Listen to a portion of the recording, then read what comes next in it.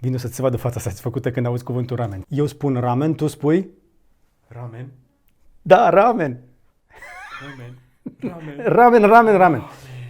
Salutare tuturor și bine v-am regăsit la unul dintre cele mai cerute unboxing și review-uri de la mine de pe canal. Mulți dintre voi, printre care cred că și George, Costel și Mihai și mulți alți oameni de la comentarii ne-au cerut să le arătăm acest Samsung Galaxy A7 generație 2018. Poate ne-am grăbit noi un pic să vă arătăm și telefoanele de zonă medie. Este încă festival de lansări de telefoane de top în octombrie 2018 la momentul review-ului meu, dar sunt convins că vă interesează, mai ales că vin sărbătorile și vreți să vedeți pentru ce puneți bani deoparte. Puneți bani de un rinichi sau puneți bani de un telefon mid-range. Și suntem la secțiunea cu telefoane pe care și le permit și românii. Și acesta este Samsung Galaxy A7, un telefon cu nume de mașină care nu e mașină, dar vine pe o zonă mid-range tot mai populată, cu telefoane foarte bune. Am așteptări mari de la telefoanele de sub 1600-1800 de lei, asta este și mai jos de atât, pentru că am văzut recent ceva de felul ăsta. Acesta este Honor 8X, care și el așteaptă un review detaliat de la noi, avem doar un prim contact cu el, dar până una alta o să dăm, evident, acestui A7 întâietate, pentru că se știe că când vine un A7 și îți dă flash-uri, te dai la o parte. Sau nu. Mai bine să trecem la unboxing și lăsăm glumele răsuflate pentru altă dată. Samsung Galaxy A7, așa vine în cutie, într-o țiplă pe care ne-am desigilat-o, spoiler alert, dar o să vă arătăm cum vine. Scrie Super AMOLED, Infinity Display și Triple Camera. Asta vrea Samsung să știi despre un device de zonă medie destul de mare. Și o să vedem împreună cât de mare, poate nu vi se pare atât de mare, dar dacă îl pun lângă un S8, o să aveți un termen de comparație. Este mai ieftin decât S8 și o să-l comparăm un pic cu el mai încolo. Bun, hai să scoatem din țipla asta. Ai răbdare că ajunge și acolo, Radu. Hai să scoatem din folia asta și așa, da. Ia uite și tu. Te ajut? Eu știu cum. Băi, nene, deci ăsta este rose gold, nu? Și are țiplă inclusiv pe canturile astea? Wow! Dar canturile astea din ce sunt? Sunt metalice. Băi, aluminiu cu sticlă? Superb sandwich de sticlă cu aluminiu la mijloc. E ca un sandwich oltenesc. Știi cum se face sandwich în Oltenia? Nu. Se pune o felie de franzele între două felii de pâine. Data viitoare vin cu un banc despre moldoveni ca să fie ok. Așa arată telefoanele din moderne zilele noastre. Un sandwich, cum scrie la Dex, de sticlă cu metal la mijloc și îmi place că Samsung nu s-a zgârcit, cel puțin la aspect, pentru că acest telefon, cred eu, ar trebui să fie interesant, mai ales pentru doamnele și domnișoarele sau utilizatorii care caută ecrane mari și nu au nevoie de performanță foarte mare pentru jocuri și alte asemenea. Dacă ești în căutarea unui device pentru jocuri, s-ar putea ca acesta să nu fie pentru tine. Are însă alte aturi foarte interesante. O să-i dau chiar și chestia asta de pe spate. Deci este un telefon foarte reușit. Bine, e un magnet de amprente, dar serios acum, nivelul de execuție este de ultimă oră. Uite și tu ce fain arată. Are reflexia asta, iar stratul rose gold este în spatele acestei sticle. O sticlă care se va zgâria și va avea nevoie de o carcasă, fapt pentru care, ce să vezi, mi-am adus aminte de prietenii noștri de la brandgsm.ro. Radu bagă acum o captură de ecran cu acele carcase minunate pe care le-am găsit pe site-ul lor, inclusiv cea cu un cățel care vrea să te pupe, unicorni și mingi de fotbal. Sau poate alegi una de silicon transparent ca să vadă acest rose gold, tu decizi, cheia e la tine. Și dacă tot am ajuns aici, tot de pe brandgsm.ro poți să-ți iei charger de mașină, încărcător de perete de la Lemonti, o firmă bună pe care am mai testat-o. Marian are inclusiv în mașina de raliu, ceva de genul ăsta. Și o baterie externă de 10.000 de mAh de la McDodo. Și cam atât. Ce mai avem în cutie? Ghid de pornire rapidă în limba română, cablu USB, micro USB în 2018 Samsung. Probabil că aici s-au economisit foarte mulți bani, de genul zecilor de cenți. După care mai avem o cheiță ca să accesăm sertarul, este o sărmuliță îndoită elegant și un încărcător de 5V și 1,55 de amperi. Nu este un încărcător rapid, dar o să-l testăm și pentru aceasta, pregătind noi ceva de felul ăsta. Și un hands-free din ale accesibile. Un pachet simplu, dar suficient cât să pornești. Aturile acestui telefon nu stau însă în accesorii, ci în felul în care au fost puse la pachet câteva chestii interesante. Dincolo de ecran, la care o să ajungem îndată, hai să vă arăt un pic butoanele de pe lateral, cele de volum și cel mai frumos senzor de amprentă din ultima vreme de pe un telefon, acesta în cantul telefonului. Adică eu mă văd dispus să renunț la telefoane cu ecrane curbate dacă aș avea senzorul de amprentă pe cant. Uite și tu că ce la îndemână este. Adică unde sunt vremurile în care Sony dădea tonul cu acest senzor de amprentă pe cant, după care nimeni nu s-a luat, adică prea puțini. Desigur, îl mai poți găsi și pe iHunt pe 11.000, nu? Cheiță. Dar e o sărmuliță urâtă. Mai bine, așa. Ia uite. Vezi? Deci, cât credeți că i-a luat lui Radu să-mi dea o cheiță din momentul în care am cerut-o? Sub 2 secunde. Oare totdeauna la îndemână. Sper că nu te scobești cu ele în dinți. Ok, să vedem ce avem în sertarul de pe stânga. Știm că avem un dual SIM, dar eu îmi pun speranțe că e mai mult de atât. Da! În sfârșit! Uite aici, asta înseamnă inovație în 2018-2019. Un dual SIM cu 2 nanosimuri și slot de card microSD separat. Bine, Samsung! Așadar, 2 inovații. Senzor de amprentă pe cant și sertar dual SIM cu sertar separat, adică suplimentar pentru card de memorie. Asta înseamnă că vom avea memorie puțină, dar poate nu. Hai că mai avem un pic până acolo. Ecran cu Always On Display, ce să vezi? Avem un ecran Super AMOLED de 6 inch în diagonală. Asta înseamnă mid-range anul ăsta. Un ecran mare și baban cu o proporție în asta de Infinity Display, cum îi spune Samsung, adică un fel de 2 pătrate suprapuse. Pe cifre avem 2220 pe 1080. Practic este un fel de Full HD, o idee mai lat, ceea ce înseamnă că o să poți să vezi clipuri de pe YouTube la rezoluție Full HD pe el. Și asta este foarte bine. Mult mai bine decât pe iPhone XR. Nu? Nu știu ce mi-a venit asta în minte. 6 inch, peste Full HD, mid-range și cred că cu... Da, revin. Să continuăm. Este acoperit cu Corning Gorilla Glass, cel mai probabil 3, nu știm exact de care, pentru că este sticlă plată. Asta înseamnă că dacă îl pui pe masă așa se va zgâria, la fel și spatele și acest camera bump este foarte discret. Cu una dintre carcasele care spuneam mai devreme vei rezolva și chestia asta ca să stea bine echilibrat pe masă. Aceste 3 camere dispuse pe capătul din stângă, deci să-ți ia ochii și să-ți aducă aminte de chestii pe care le-ai mai văzut. Cum ar fi chestii de genul ăsta. Aceeași proporție aproximativă cu un iPhone 10s Max. Desigur, nu se luptă cu el nici la performanțe, nici la cameră, nici la ecran, ci doar la proporții. De data aceasta, cam nu putem să le comparăm, ăsta doar e de 5 ori mai scump. Să continuăm cu A7, pe care am să-l pun acum, dacă tot am ajuns la ecran, și lângă acest Honor 8X. Cam așa arată opțiunile cele mai avansate de mid-range-uri din piață. Să-l fac eu pe asta o idee mai luminos. Uite așa. 6,5 inch în diagonală versus 6 inch. Evident, Honorul este o idee mai mare, dar nu lasă margine atât de mari sus și jos și bonus are și breton. Dacă îți dorești breton, dar Samsung nu are breton, însă are și bărbie și un breton continuu. Până la urmă, depinde ce-ți place ție. Ambele sunt foarte interesante, însă ăsta are doar 2 camere, nu 3 ca Samsung. Hai să vedem dacă merită totuși a 3-a cameră de pe Samsung puțin mai încolo. Ecranul nostru cu Super AMOLED, nimic de reproșat. Bine calibrat, culori vibrante, se va vedea bine, nu însă exagerat de luminos. Uite, cam așa arată la maximum. Ok.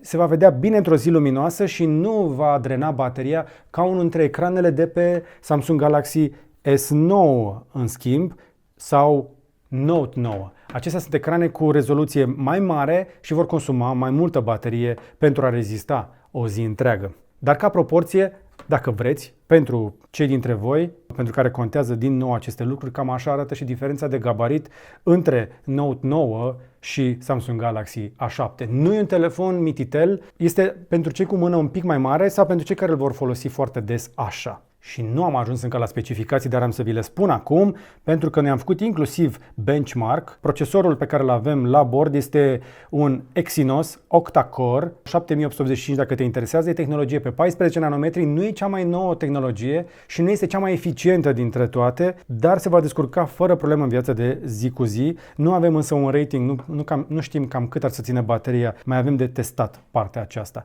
Partea de display, din nou spuneam că nu este un device de gaming, ne confirmă specificațiile, avem un accelerator Mali G71 cu doar 2 nuclee grafice și de aceea ajungem în Antutu, care ne dă un scor de, țineți-vă bine că vorba aia, ține-te bine să nu cazi din pat, doar 121.455 de puncte, nu este nici pe departe interesant, nu este nici pe departe performant și nu asta își dorește. Este un device cu un ecran mare care trebuie să țină o zi întreagă și să-ți satisfacă ție pofta de content mai degrabă decât de jocuri. Uite, ROG Phone pe locul întâi, Black Shark. Ce telefoane! Deci în zona aia cu Nokia 7 Plus, cu Mate 20 Lite, cu Zenfone 5. Cam pe acolo. Deci este un mid-range.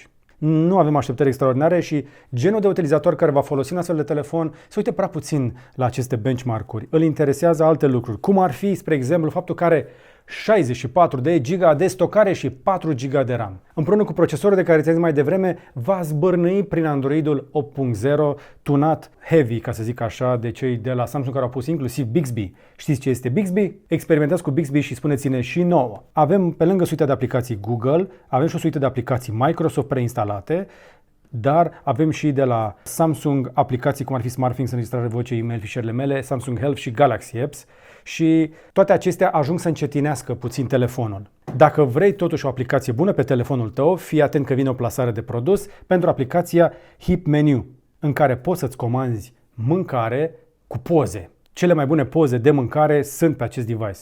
Hai să vedem ce se livrează de la Zen Sushi. Uite cum arată o poză cu un ramen.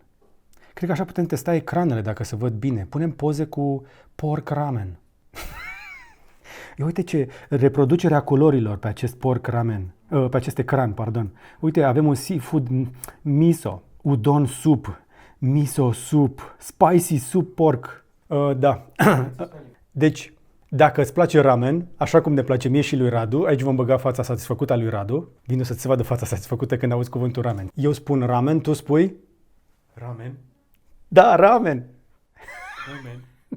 Ramen. Ramen din aplicația Hip Menu. Ok, deci pentru poze cu mâncare, dar și mâncare livrată la tine acasă, mai ales în zona ta de livrare, aplicația Hip Menu pe care o recomandăm și pe care am mai testat-o. Ai un link pentru ea în descrierea acestui clip. Și am testat și ecranul, dar o să facem și test cu video. Ține-te bine pentru că trebuie să vedem cum se aude, domnule. Și o să deschid aplicația YouTube și hai să dăm un clip. Ce clip aș putea să dau zilele astea? Uite mă, că există căutări cu Răzvan Prețu Corect pe YouTube. Salut și bine ai revenit! Da, îți punem prețul epidermei tale, socotit și exprimat în bani americani, evident, prețul pe Băi, deci nu se aude rău. În partea a doua, Este clar, se aude și tare, dar se aude și clar. existențe omenești în lumea modernă, televizorul. AMOLED-ul, mă, n-ai. Asta e AMOLED, n-ai ce să zici. Nu are bas, dar se aude clar, nu distorsionează și exact ce ziceam, poți să la 1080 cu 50 de frame-uri pe secundă. Are poze cu rinichi? Mari de piele dintr-un simplu eșantion. Pe lângă organe, omul mai are... Ok, am rezolvat și pe asta cu video. Se aude destul de tare și se aude și cred că face o chestie de stereo cu difuzorul din partea de jos, de lângă conectorul micro USB și jack-ul de căști, de care am uitat să vă zic mai devreme, dar cred că se aude și pe difuzorul căștilor de aici de sus și creează o oarecare senzație de stereofonie. Hai să vorbim despre partea de conectivitate, unde nu am nimic special să spun decât faptul că Samsung a ales să pună LTE de categoria 6, adică poți să tragi bine pe 4G până la 600 de megabits, dar nu o să tragi tu de pe mobil atâta, și pe Wi-Fi merge inclusiv pe 5 GHz. Și noi avem rețea cu 5 GHz, pentru că eu am reparat de fapt Wi-Fi-ul. Sunt curios dacă rezistă asta la montaj. Bun! Se pune bonus radio FM? Are mă radio! Cu căștile cu fir te vei putea bucura și de muzică fără să plătești internet. Doar bateria telefonului. Încă mai există radio. Și dacă asculți radio, te încurajez să-l asculți pe curcanul de Răzvan Exarhu în fiecare dimineață, pentru că și eu sunt fan. Iar după amiază îl ascultăm pe Gojira de la Biserica Gojirică. Știi pe Gojira? Bagă după amiază la Tanana. E cool. Ok, hai să vedem despre camera. Așadar, avem cameră triplă, inclusiv cu Bixby. Ce să vezi? Bixby Vision, cameră wide de 24 de megapixeli și a doua este de 8 megapixeli. Hai să vedem dacă vedem detaliile. Deci cam așa arată camera secundară de pe spate. Radu căsca în momentul ăla. Și așa arată camera principală. Practic nu e diferență foarte mare de detalii între cele două, sunt suficient de precise, e mai degrabă o diferență focală între ele. Și cred că cei 24 de megapixeli nu sunt chiar toți acolo, dar expunerea este bună, mai ales în condițiile în care am forțat camera împotriva unui reflector aprins blană, un televizor în spate, multe umbre și un Radu care este un pic spălăcit în cadrul ăsta. Dar îl vezi că e acolo, adică n-ai cum să nu recunoști, adică știi exact cine este acolo. N-ai cum să-l ignori, n-ai cum să nu știi cine e și cască. Ce are el pe masă? Știu ce urmează. Așa arată camerele principale, o să mai punem o galerie de fotografii, poze cu acest telefon în articolul de pe blog, ca să mai aveți un motiv să mai dați și pe acolo, ca să mai aveți și ce să le arătăm publicitarilor. Hai să vedem camera frontală, autoportret, iar camera de pe față arată mult mai bine. Și avem o cameră 24 de megapixeli cu diafragmă 2.0. Tind să cred că această cameră frontală este mai bună decât cea de pe spate. Nu. Detalii pe față în preview arată mai bine. Hai să mai încercăm una. Sexy check. Ești de sexy check. Uite și tu cum arată fața mea. Uite la părul ăsta. Are beautification un pic, dar nu mult. N-a exagerat, adică în continuare mi se mai vede barba. Uite, ridurile sunt acolo. La păr? Fire de păr alb, Radu. Nu sunt atât de multe, nu? HDR, a HDR-izat-o. Da, deci nu sunt atât de alb în cap Samsung. Ironia aceasta ne doare. Așa voi fi peste un an Samsung. Da, dar poate vrea să te facă să pari mai matur, Radu. Poate nu vrea să te facă să pari mai... Ca să nu arăți ca un puber. Să arăți ca un bărbat. Asta este camera frontală, care este mai bună, pot să vă confirm, decât cea de pe spate, cu condiția că ai răbdare. Are un pic de stabilizare, dar este electronică și mai bine ai răbdare. Pe partea de filmare, foarte repede o să spun că ambele filmează evident Full HD, dar, Full HD pe față. Nu avem 4K. Full HD pe ambele părți cu HDR. Asta nu este rău deloc. Și comenzi de genul ăsta, recunoașterea pălmuței. Pentru selfie-uri de succes, fără selfie stick. Uite, tot la fel îmi scoate șuvița aia. Deci un pic de beautification, not bad. Eu sunt convins că utilizatoarele mai ales vor aprecia beautification-ul. Și ne apropiem de final, înainte să spun că avem Android 8.0, așa cum îți spuneam, cu intervenții de la Samsung, dar o interfață ușor de navigat, pentru că îți poți căuta orice te interesează așa în limba română. Și te încurajez să lași telefonul pe limba română, că poate, Doamne ajută, vin comenzi vocale în limba română și pe aceste device-uri din străinezia. Adică, cum ar fi să zici lui Google Assistant să pune o alarmă pentru dimineață data viitoare. Și asta ne aduce la baterie. Doar 3300 de mAh ar fi fost bravo acum un an, dar anul acesta ne așteptăm deja la baterii de 4000 în genul acesta de carcase. Cu procesorul însă pe care îl are la pachet 3300 de mAh vor fi suficienți doar pentru aproape o zi întreagă. De aceea îți arătam bateria de mai devreme. Ți-o mai arăt o dată dacă vrei o baterie bună. Și cele originale Samsung sunt bune, dar dacă vrei ceva disponibil rapid și de calitate, și astea de la McDodo sunt bune, de la brandgsm.ro. Și mare atenție la cabluri, pentru că este cu conector micro USB. Bine, astea sunt deja mai ieftine și mai ușor de găsit zilele acestea, că sunt pe ducă. Încărcarea durează cam o oră și jumătate cu încărcătorul, de fapt nu, o să dureze 2 ore cu încărcătorul din cutie. Dar dacă bag eu un încărcător rapid, nu zice, deci nu are încărcare rapidă. 2 ore și ceva. Dacă vrei o încărcare completă, cu asta am la final, când trebuie să vă spun prețul, doar 1449 de lei. Dintr-o dată, telefoanele astea de zonă medie par mult mai ieftine dacă este să le compari cu device-urile de top. Și nu am să mă duc la Apple ca să vă stric ziua, ci doar dacă compar cu acest Samsung Galaxy Note 9. Este de 3 ori mai accesibil, la același gabarit. Bine, aproximativ același gabarit, cu siguranță mult mai multă putere de procesare, camere mai bune, încărcare rapidă, wireless, o grămadă de nebunii, dar cu toate acestea e o diferență tot mai mare între telefoanele de zonă medie și cele de top. Și de aceea vrem foarte multe de la aceste telefoane de zonă medie, dar parcă le trecem mai ușor cu vederea anumite minusuri. Punctează însă foarte bine la ecran, cameră frontală, senzorul de amprentă de pe lateral, faptul că este dual SIM cu card de memorie care poate fi adăugat pe lângă cele 2 SIM-uri și mufă jack, dacă asta te ajută.